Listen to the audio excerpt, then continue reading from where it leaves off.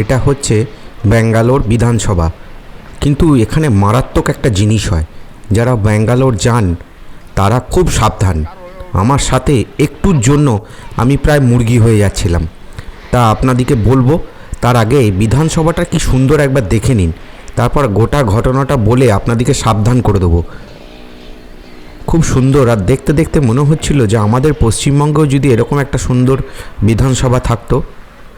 যাক, এই যে দেখছেন এই ব্যাঙ্গালোরের রাস্তা, অটোওয়ালা, এই অটোওয়ালা দিয়ে বিভিন্ন সময় আপনাকে নিয়ে আসবে, কিন্তু এখানে বিভিন্ন পিম্প আছে।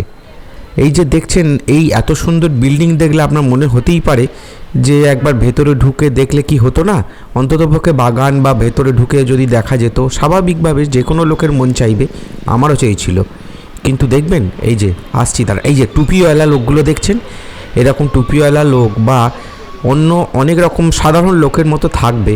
যখনই কোনো বাঙালি বা মানে ওদের যে কন্নড় ভাষায় দেখবে না, আপনাকে বলবে যে ওরা নাকি মাত্র 100 টাকার বিনিময়ে কি অনেক সময় 50 টাকার বিনিময়ে ভেতরে ঢুকিয়ে আপনাকে দেখিয়ে দেবে, তার জন্য এক্সট্রা কোনো চার্জ লাগবে না। খবরদার ওদের এই ট্র্যাপে পা দেবেন না।